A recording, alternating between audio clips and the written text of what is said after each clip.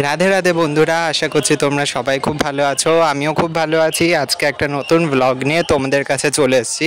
আর বন্ধুরা, সবাইকে জানাচ্ছি কিন্তু গণেশ চতুর্থীর প্রীতি শুভেচ্ছা, অভিনন্দন। তো জানি ভিডিওটা একটু লেট হয়ে গেল।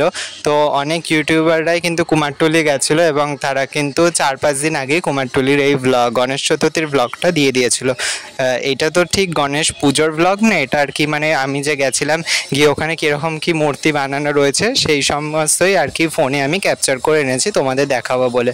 তো সত্যি বলতে কি বলো তো বন্ধুরা, এর আগে আমার কখনো কুমারটুলি যাওয়া হয়নি। শুধু গেল বছরই আমি গেছিলাম দুর্গাপুজোর ঠিক আগে, কদিন আগে। তো সেই কারণে আর কি ওই প্রথমই আমার জীবনে বলতে পারো ওই তখন কুমারটুলি গেছি।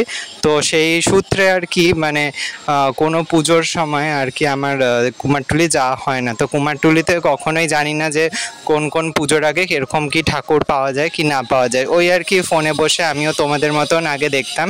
তো এই আর কি প্রথম গেলাম কুমারটুলিতে গণেশ চতুর্থীর আগের দিনকে। তো গণেশ চতুর্থীর কিন্তু ঠিক আমি একদিন আগেই কুমারটুলি গেছিলাম। গিয়ে তো আমি পুরো অবাক, কারণ মানে এত গণেশের মূর্তি, মানে আর সত্যি বলতে বললে তো ছোটোখাটো গণেশ না, ছোট ছোট মূর্তি তো রয়েছে, তার সাথে রয়েছে 2তলা হাইটের 3তলা বিল্ডিংয়ের হাইটেরও কিন্তু গণেশ। আর দেখবে এমনি আমাদের হচ্ছে গিয়ে সরস্বতী পুজো, লক্ষ্মী পুজোর সময় যখন আমরা রাস্তাঘাটে আমাদের বাড়ির ঠাকুর পুজোর জন্য মূর্তি কিনতে যাই, তখনই দেখো অল্প কয়েকটা ঠাকুর দেখেই কিন্তু আমাদের চোখ ধাঁধিয়ে যায়।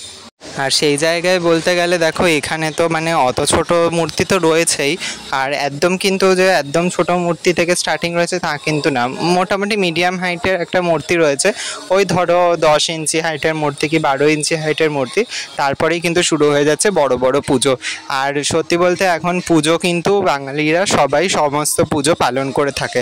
আমরা যেটা জানতাম আর কি, সব থেকে বড় গণেশ পুজো হয়ে থাকে মুম্বাই শহরে। তো যেহেতু ওখানে বেসিক্যালি যেটা মানে আমি জানতাম, তো নন বেঙ্গলিরাই কিন্তু এই গণেশ পুজো মেনলি করে থাকে। যারা নন বেঙ্গলি রয়েছে তারা আর কি গণেশ পুজো করে।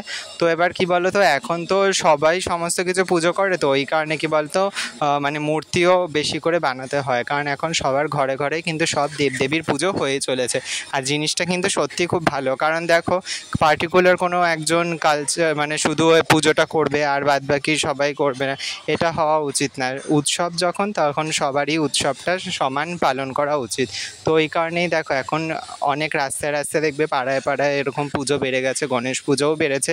তো ওই কারণে আমি তো আমার বাড়ির সামনে নিজে চোখে দেখতে পাচ্ছি যে ছোটোবেলায় অত আর কি প্যান্ডেল দেখতাম না, কিন্তু এখন যত বড় হচ্ছে দেখছি যে সমস্ত গলি গলিতেই কিন্তু এক একটা করে প্যান্ডেল তৈরি হচ্ছে গণেশ পুজোর জন্য। তো গণেশ পুজো কিন্তু সেরকম কিন্তু আমাদের এখানটায় অত হয় না।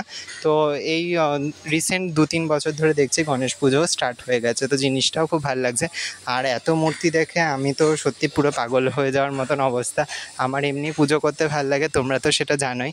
আর গোপাল সেবার পাশাপাশি আমি কিন্তু শুধু যে গোপাল সেবাই করি তা কিন্তু না, আমার কিন্তু ওরকম পার্টিকুলার কোনো একটা ঠাকুরের প্রতি যে ভক্তি রয়েছে তা না, আমার সবার প্রতি ভক্তি রয়েছে। তো এই কারণে কী বলো তো, গণেশ ঠাকুর দেখে না আমি একটা দোকানে পুরো দরদাম করেও ফেলেছিলাম একজনের সাথে। তো পুরো নেবো বলে ঠিকও করে ফেলেছিলাম, কিন্তু তারপর ভাবলাম যে না থাক, কারণ কি বলতো পুজো এক বছর করলেই হলো না, প্রত্যেক বছর সেটা কন্টিনিউ করতেই হয়। আর তার মধ্যে ঠাকুর ঘরে আমার জায়গা কম, তো আবার বড় মূর্তি নেব তখন একটা রাখার সমস্যা রয়েছে। তো ওই কারণে আর কি ঘরে যা আর কি ফটো রয়েছে গণেশের, তো তার সামনে আর কি পুজোটা করবো বলে ঠিক করেছিলাম। আর এখানে এত সুন্দর সুন্দর কুমারটুলি মানেই তো দেখো কুমোরের হাতগুলো সত্যি খুব সুন্দর। এখানে অত বিখ্যাত বিখ্যাত প্রতিমা শিল্পীরা রয়েছে যারা এত সুন্দর সুন্দর আর কি মূর্তি বানিয়ে থাকে। তো সেই দেখে আমার পুরো চোখ ধাঁধিয়ে গেছিলো। তো বন্ধুরা, আজকের মতন ভিডিওটা এখানেই রাখছি। দেখা হচ্ছে তোমাদের সাথে আরও একটি নতুন ভিডিওতে। যতটা পেরেছি তোমাদের আমি গণেশ চতুর্থীর আগে কুমারটুলির আর কি কিরম কি আবহাওয়া সেগুলো আমি তোমাদের সাথে শেয়ার করেছি। আর গণেশ পুজোর পরে কিন্তু চলে আসছে আমাদের দুর্গা পুজো।